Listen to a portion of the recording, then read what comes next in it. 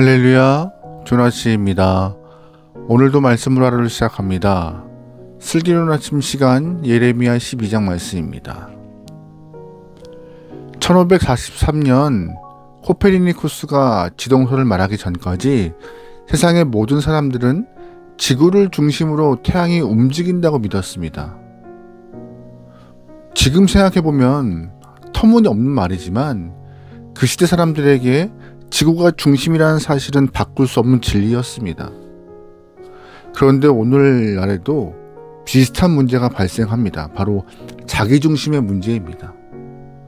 오늘 이 시대에 자기중심적으로 생각하는 사람들이 굉장히 많은데요. 사실 이런 자기중심적 사고는 위험합니다. 왜 자기중심의 사고가 위험합니까? 나는 변하지 않고 다른 사람이 나를 위해 변해야 한다라고 생각하기 때문에 이 자기중심적 사고가 굉장히 문제가 있는 것이에요. 그런데 문제는 신앙도 자기중심적인 신앙을 보이는 경우가 있습니다. 마찬가지겠죠. 자기중심적 신앙도 위험해요. 왜 자기중심적 신앙이 위험합니까? 은연중에 내가 가운데 있고 하나님이 움직여서 나의 필요를 채워야 한다라는 그런 형태의 신앙관을 가지고 있는 사람들이기 때문에 그런 신앙은 위험한 것이에요. 그런데 생각보다 그런 사람이 많다는 것이 더 심각한 상황인 것이죠.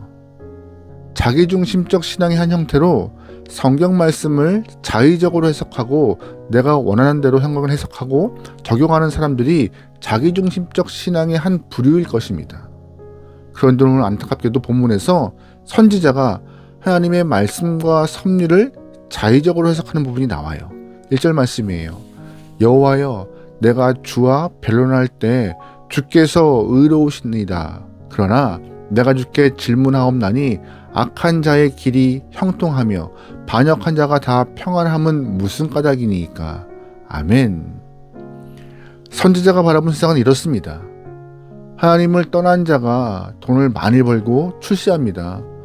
자신은 하나님의 말씀을 받아서 전하고 있는데 너무나 고통스럽고 견딜 수가 없습니다. 괴롭습니다라고 말하고 있는 것이에요. 게다가 고향 사람이었던 아나도 사람들조차 자신을 죽이려 한다고 위협을 당하고 있다라고 하나님 앞에 토라고 있는 것입니다.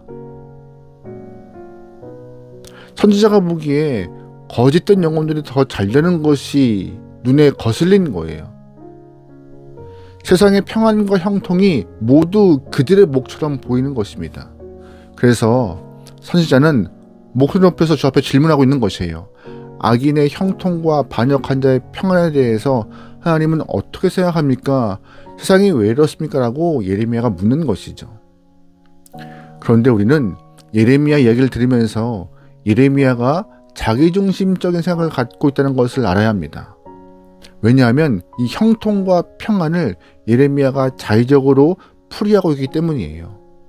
그럼 예레미야가 바라본 형통과 평안이 무엇이에요? 돈 많이 벌고 좋은 집 살고 사람들에게 칭찬받고 존경받고 인정받는 것을 형통과 평안이라 생각했던 것입니다.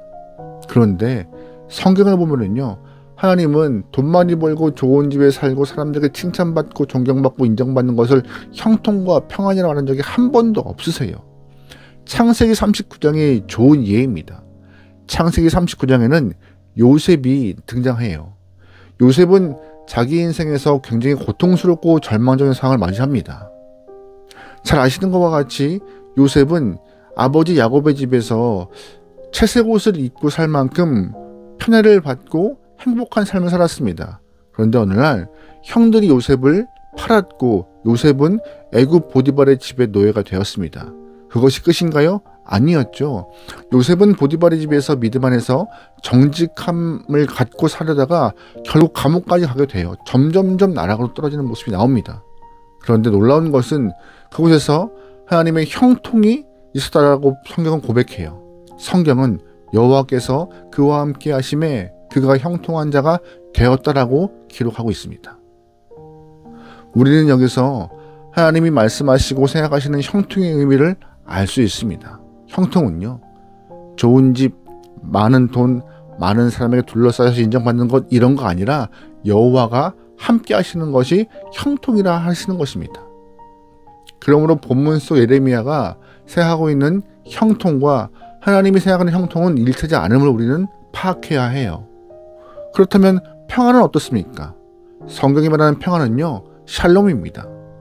샬롬의 평안은 피 흘림 이후에 주어지는 하나님의 내적 평안함을 말하고 있는 것입니다. 세상에 줄 수 없는 평안, 오직 하나님만 줄 수 있는 영적 평안을 샬롬이 말하는 것이에요.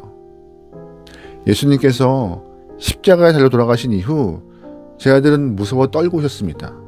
그때 부활하신 예수님께서 제 아들 앞에 나타나셔서 두려워 말라, 내가 너에게 평안을 주노라라고 말씀하셨어요.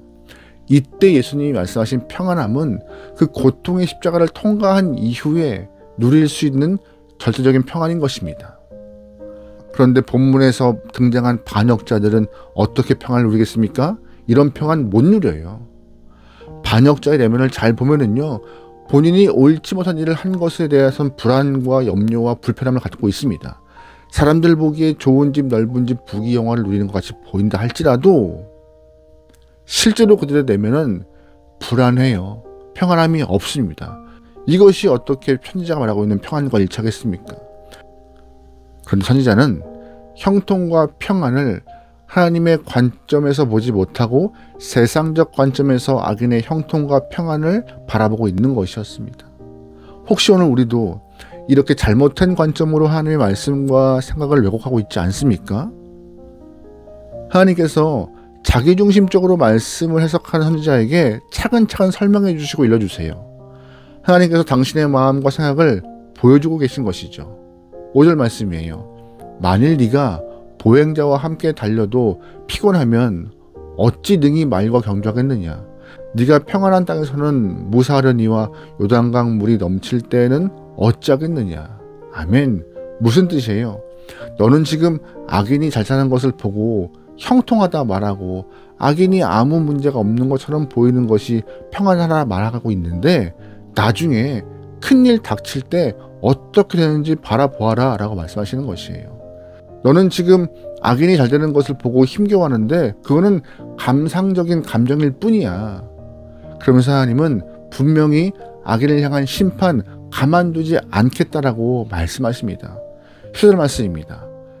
내가 내 백성 이스라엘에게 기업으로 준 소유에 손을 대는 나의 모든 악한 이웃에 대하여 여호와께서 이와 같이 말씀하시느니라. 보라, 내가 그들을 그 땅에서 뽑아버리겠고 유다 집을 그들 가운데서 뽑아내리라.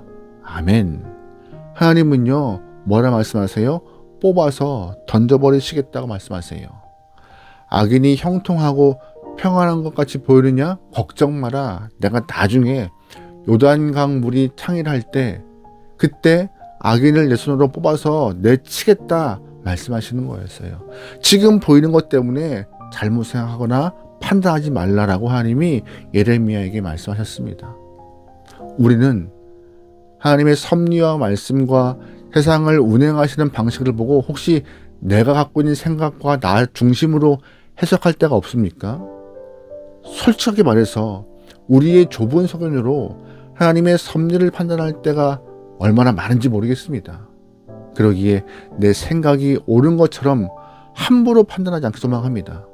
우리가 아무리 머리가 좋고 똑똑해도 하나님의 뜻을 온전히 이해할 수 없습니다.